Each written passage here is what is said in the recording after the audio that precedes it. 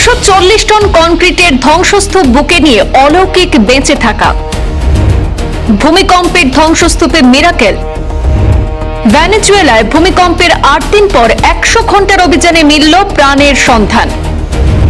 স্ত্রীকে জানাবেন আমি বেঁচে আছি, বললেন ধ্বংসস্তূপ থেকে উদ্ধার যুবক। ধ্বংসস্তূপের মধ্যে অলৌকিক প্রাণ স্পন্দন পেলেন উদ্ধারকারীরা। প্রাণে বাঁচলেন এক নিরাপত্তা কর্মী। যেখানে 48 থেকে 72 ঘন্টা পর বেঁচে থাকার আশা ক্ষীণ হয়ে আসে, সেখানে দীর্ঘ 8 দিন পর জীবিত উদ্ধার হলেন একজন। ভেনেজুয়েলায় বিধ্বংসী ভূমিকম্পের পর ধ্বংসস্তূপের মধ্য থেকে অলৌকিকভাবে এক ব্যক্তির বেঁচে থাকার কাহিনী এখন সারা বিশ্বে চর্চায়। ভূমিকম্পের 8 দিন পর লা গুয়াইরা প্রদেশে একটি শপিং সেন্টারের ধ্বংসস্তূপের নিচে থেকে উদ্ধার করা হয়েছে 43 বছর বয়সী এক নিরাপত্তা কর্মীকে। তার নাম হার্নান আলবার্তো জিল ফ্লোরেস নামে সেই নিরাপত্তা কর্মীকে উদ্ধার করেছেন উদ্ধারকারী দল। প্রায় 100 ঘন্টারও বেশি সময় ধরে চলে শ্বাসরুদ্ধকর সেই অভিযান। 140 টন ওজনের কংক্রিটের ধ্বংসস্তূপের নিচ থেকে উদ্ধার করা হয়েছে সেই ব্যক্তিকে, যাকে বলা হয়েছে মিরাকেল। চারদিকে যেখানে ধ্বংসের প্রতিচ্ছবি, সেখানে অলৌকিকভাবে তিনি বেঁচে গিয়েছেন।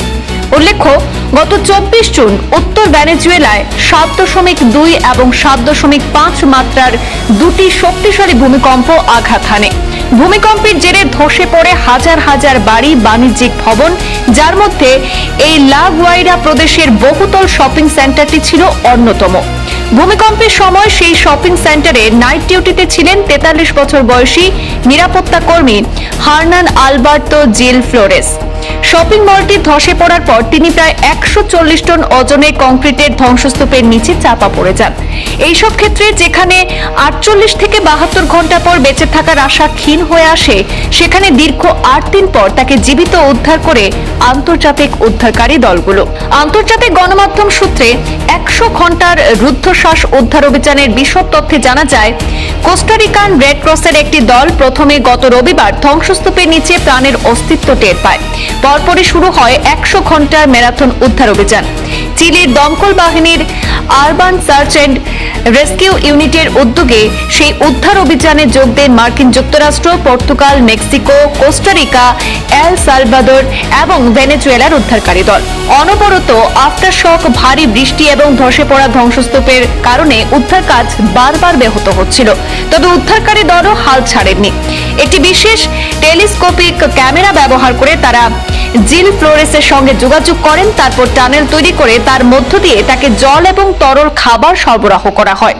ধ্বংসস্তূপের নিচে থেকেই সেই ব্যক্তি জানিয়েছেন তার স্ত্রীকে খবর দেওয়ার জন্য যে তিনি বেঁচে আছেন।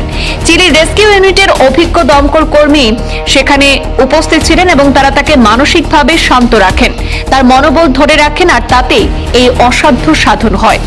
সবশেষে দেখা যায় মূল মাথা শরীর জিল ফ্লোরেসকে যখন স্ট্রেচারে করে অক্সিজেন মাস্ক পরা অবস্থায় বের করে আনা হয়, তখন উল্লাসে ফেটে পড়েন উদ্ধারকারী দলের সদস্যরা, কারণ এটা ছিল তাদের কাছে এক জয়ের সমান।